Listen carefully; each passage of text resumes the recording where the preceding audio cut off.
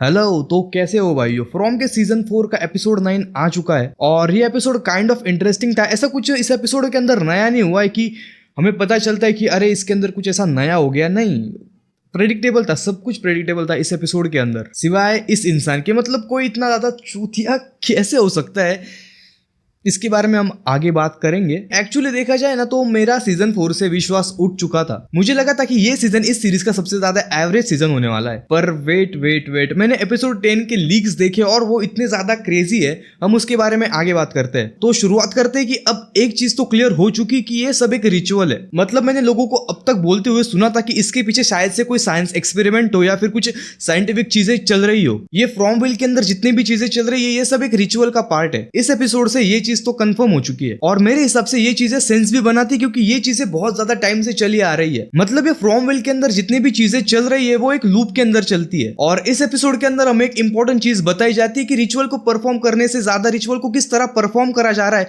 वो चीज ज्यादा इंपॉर्टेंट है। और मुझे लगता है कि इतनी टाइम से जो चीजें चली आ रही थी वो एक काइंड ऑफ रिचुअल ही है, लेकिन उसे लोग ढंग से नहीं कर पा रहे थे। लेकिन इस बार जो लोग फ्रॉमविल के अंदर है वो बहुत ज्यादा क्लोज है उस रिचुअल को ठीक से परफॉर्म करने के। इसलिए आप देख सकते हो कि जब मैनी नेल्लो को पता चलता है कि टैबिथा और जेड दोनों अकेले गए टनल्स के अंदर, तब उसके चेहरे पे एक अलग सा टेंशन आता है कि जैसे उसे ये होने नहीं देना है। और सच कहूं तो लोग ऑनलाइन भी बहुत ज्यादा थ्योरीज बना रहे इस रिचुअल के बारे में कि इस रिचुअल को ऐसे परफॉर्म किया गया था, नहीं इसे ऐसे परफॉर्म किया गया था। लेकिन सच कहूं तो कुछ कह नहीं सकते। हमें एक प्रॉपर बैक स्टोरी चाहिए, भले वो बैक स्टोरी बस एक एपिसोड की हो, लेकिन हमें वो बैक स्टोरी चाहिए रहेगी। या फिर जब सबसे पहले ये रिचुअल को परफॉर्म किया गया था उस समय एक्चुअल में क्या क्या हुआ था एग्जैक्ट, मेकर्स ने वो स्टोरी ठीक से दिखानी चाहिए क्योंकि ये शो वो डिजर्व करता है। मतलब जो भी फ्रॉम के अंदर चल रहा है हमें बहुत ज्यादा ऐसे टुकड़ों टुकड़ों में समझाया गया है। और जब एंड आएगा और तुम उस रिचुअल के बारे में कुछ खास बताओगे नहीं, उसकी हिस्ट्री नहीं बताओगे तो कुछ मतलब नहीं बचेगा। भले तुम उस रिचुअल के बारे में एक एपिसोड में दिखा दो या आधे एपिसोड में दिखा दो, फर्क नहीं पड़ता, लेकिन उस रिचुअल के बारे में ठीक से दिखाओ। और बस उसे कोई ऐसा पढ़ के सुना रहा है फिर याद करके सुना रहा है, ऐसा नहीं। हमें उस रिचुअल का, इस फ्रॉमविल के हिस्ट्री का एक प्रॉपर विजुअल चाहिए। तो अब बात करते हैं कि इस एपिसोड के अंदर क्या हुआ था। और सबसे पहले बॉयड, मुझे ना बॉयड के कैरेक्टर की दया आने लग गई यार। तुम उसके पास देखो, वो हर किसी के प्रॉब्लम में थोड़ा थोड़ा इन्वॉल्व है भाई। वो जैसे ही कोई प्रॉब्लम सॉल्व करता है एक दूसरा बंदा आता है और उसे एक नया प्रॉब्लम बता देता है। और भाई उसकी एक्टिंग, इस बार उसने जो क्रिस्टी को देख के किया था ना, मैं कह रहा हूं यार कि उसे इतने लोग रिलेट कर पाएंगे कि मतलब एक प्रॉब्लम तुम्हारे पास ऑलरेडी है और तुम उसे लोगों को समझा रहे हो और तुम्हें उसमें भी प्रॉब्लम आ रहा है और एक नया बंदा आके तुम्हें एक और प्रॉब्लम बता दे रहा है। तुम उस बंदे की फ्रस्ट्रेशन के बारे में सोचो। मतलब वो इतना ज्यादा फ्रस्ट्रेट हो चुका है कि अब वो खुद पे ही हंसेगा। और लिटरली जब उसका इस एपिसोड के अंदर रिएक्शन आया भाई, मैं हंस रहा था, मैं बहुत जोर से हंस रहा था। और बॉयड के वो iconic dialogues, hold hold hold hold, wait wait wait wait wait, we need to talk. मुझे नहीं लगता कि बॉयड से ज्यादा बोझ इस फ्रॉमविल में कोई भी कैरी करता है। और सीन भी ऐसा है ना कि अब एक चीज तय हो चुकी है कि हमें टनल्स के अंदर जाना है, लेकिन उसके अंदर भी विक्टर आता है और बोलता है कि नहीं जा सकते, अबॉर्ट, मिशन अबॉर्ट। यार मतलब तुम उस बंदे के बारे में सोचो कि वो कितना ज्यादा ऐसा कचुम्बर बना जा रहा है उसका। पहले वो जेड के साथ फंसा, अब तैबिता आके उसे बोल रही है कि मैन इन येलो वापस आ चुका है। विक्टर बोल रहा है कि हम टनल्स के अंदर नहीं जा सकते। क्रिस्टी उसे आके बोल रही है कि फातिमा को तो मर जाना चाहिए था। डोना बोल रही है कि नहीं, ये नहीं हो सकता। और इस सब के अंदर भी वो बंदा खुद से ही जूझे जा रहा है कि स्टॉप स्टॉप।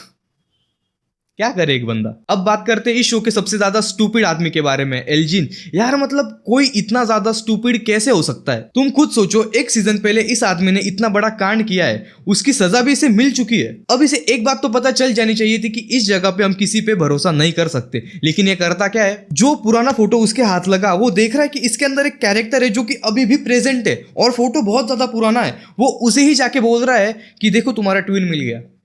देखो ऐसा नहीं कि इसे पता नहीं कि यहाँ पे क्या हो रहा है। उसे पिछले सीजन में किमोनो में औरत दिख रही थी जो कि बस उसे ही दिख रही है और उसने उससे गलत काम करवाए, भले ही वो ऐसा बोल के करवाए कि इससे तुम घर जा सकते हो। मतलब उसे धोखा तो मिला था। और इस जगह पे जितनी भी चीजें हो रही है वो इनह्यूमन है और यहाँ का फिजिक्स पूरा अलग है। लेकिन बंदे ने क्या मूव खेला, सीधा मैन इन येलो के पास गया और दिखा दिया कि ये देखो आप दिख गए मुझे। देखो ऐसा नहीं है, मुझे लगता है कि एल्जिन एक बहुत ज्यादा इंपॉर्टेंट कैरेक्टर होने वाला है शायद से। देखो मुझे पता है कि एल्जिन एक बेवकूफ कैरेक्टर तो नहीं है, मतलब बेवकूफ है, लेकिन वो इंपॉर्टेंट कैरेक्टर है। वो ऐसा नहीं कि इंपॉर्टेंट नहीं है, क्योंकि जब वो सबसे पहले फ्रॉमविल के अंदर आया था वो बात कर रहा था कि उसने इस जगह को पहले ही देखा है बस के अंदर। उसे इस जगह के बारे में ड्रीम्स आए थे और वो सबको वार्न करता है कि ये जगह सही नहीं है। तो इसका तो मतलब सिंपल है कि ये कैरेक्टर इंपॉर्टेंट तो होने वाला है। और मेरे हिसाब से वो इतनी ज्यादा बेवकूफों वाली मौत तो नहीं मरेगा। उसके लिए मेकर्स ने कुछ ना कुछ तो रखा होगा जो कि हमें आगे रिवील होगा। और अगर उसके करंट सिचुएशन के ऊपर बात करें तो मुझे नहीं लगता कि यहाँ पे वो मरेगा। शायद वो इस सिचुएशन में बच जाएगा,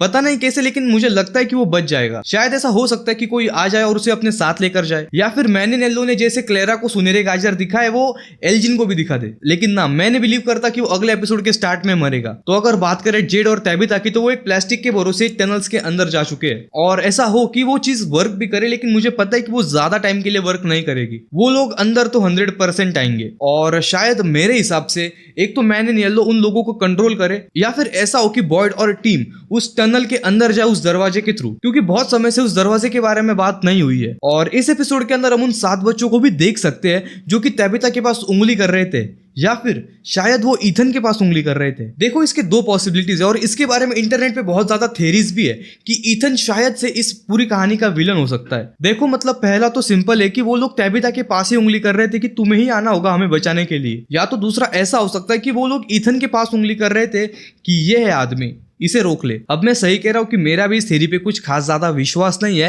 लेकिन मे भी हो सकता है। एज वी ऑल नो कि फ्रॉम एक बहुत ज्यादा अनप्रेडिक्टेबल शो है। बात करते हैं क्लेरा के बारे में। बंदी बहुत ज्यादा गंदी फंस चुकी है। इस एपिसोड के अंदर क्लेरा ने कुछ तो भी रिचुअल टाइप ही किया था, जहाँ पे सोफिया उसका और क्लेरा का हाथ काटती है और वो दोनों एक दूसरे का हाथ मिलाते हैं। शायद ये चीज हो कि सोफिया को फातिमा के अंदर उसका अपना ब्लड पहुंचाना हो। लेकिन मेरा एक सवाल है, अगर सोफिया को उसका ब्लड फातिमा तक पहुंचाना ही है तो वो उसे उसी बॉटल के अंदर डाल देती, तब भी उसका ब्लड फातिमा तक पहुंच जाता। उसे ये सब चीजें करने की जरूरत नहीं थी। लेकिन जब वो ये चीज कर रही होती, वो एक डायलॉग बोलती है कि रिचुअल्स को करने से ज्यादा उसे किस तरह करा जा रहा है वो इंपॉर्टेंट है। तो शायद मे बी ये भी एक रिचुअल का ही पार्ट हो। सोफिया अपने जो भी गेम्स खेल रही थी, इस एपिसोड से उसने अपना स्पीड बढ़ा दिया है। मतलब अगला एपिसोड जो होने वाला है उसके अंदर 100% कुछ तो भी बड़ा होने वाला है। अब बात करते हैं विक्टर के बारे में। देखो, इन लोगों को समझना चाहिए कि विक्टर को इस जगह के बारे में ज्यादा नॉलेज है।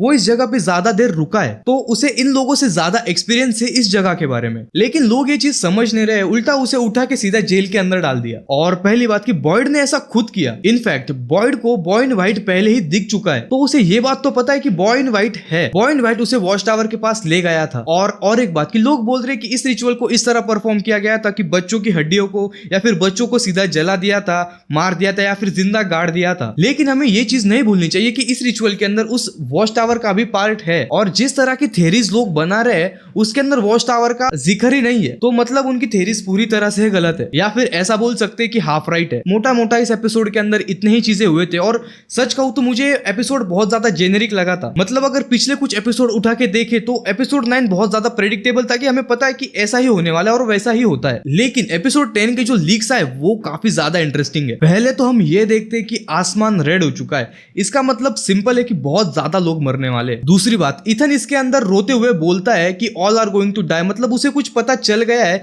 जिसकी वजह से सब लोग मरने वाले हैं। इसके अंदर एक और चीज है कि क्रिस्टी बॉयड को बोलती है कि व्हाट्स प्लान बी, और बॉयड बोलते हैं कि there is no plan B. इसका मतलब शायद से उन्होंने वो पेड़ उखाड़ दिया लेकिन उसके नीचे कुछ भी नहीं है। और ये चीज बहुत ज्यादा सिंपल भी, क्योंकि इस प्लान के लिए इन लोगों ने विक्टर को प्लॉट किया था। हमने शुरू के 3 सीजन देखे जिसके अंदर विक्टर बोलता है कि ये पेड़ हिल रहे हैं, तो ऑफ कोर्स इस पेड़ को हटाने से उन लोगों को कुछ भी नहीं मिलने वाला। और जेड भी इसके अंदर एक चीज बोलता है कि we need to break this cycle, मतलब जेड भी बहुत गंदे सिचुएशन में फंस चुका है। इसका मतलब सिंपल है कि पेड़ उखाड़ने से उन लोगों को वो ओपनिंग नहीं मिली है और इन लोगों को अब यहीं पे सैक्रिफाइस करना पड़ेगा। क्योंकि इस लीग के अंदर हम ये भी देख सकते हैं कि मॉन्स्टर तैबिता और जेड के पास आ रहे हैं, और मुझे नहीं लगता कि तैबिता मरेगी, शायद जेड मर जाए, क्योंकि जेड ने उसके साइड का पूरा काम किया है लेकिन अब तक हमने तैबिता के साइड का काम नहीं देखा है। जेड का पर्पस फुलफिल्ड है कि वो उन बच्चों की हड्डियों तक पहुंच चुका है, लेकिन अब तक तैबिता का पर्पस फुलफिल्ड नहीं हुआ है। उसे उन बच्चों को बचाना है, उसे अपने बच्चों को बचाना है, उसे अपने पिछले जन्म के बच्चे को भी बचाना है। तो जब तक वो ये चीज नहीं करती वो शायद से नहीं मरने वाली। तो बस यही था भाई इस वीडियो के लिए। ये सीजन बहुत जल्दी खत्म होने वाला है, एक एपिसोड रह चुका है, फिनाले आने वाला है, और अगले एपिसोड में हमें होपफुली बहुत सारी चीजों के नहीं बस कुछ चीजों के आंसर मिल जाने चाहिए। और मुझे एक बात पता है कि फ्रॉम वालों को कुछ आए ना है, उन्हें एपिसोड एंड करना बहुत अच्छे से आता है, और नेक्स्ट एपिसोड भी यही होने वाला है कि वो लोग बहुत ज्यादा सही क्लिफ हैंगर पे ये एपिसोड एंड कर दे। तो मिलेंगे फ्रॉम के सीजन 4 फिनाले के साथ। तब तक के लिए अगर आपको ये वीडियो पसंद आई हो तो इस वीडियो को लाइक करना, चैनल पे नए हो तो सब्सक्राइब करना, और बाय।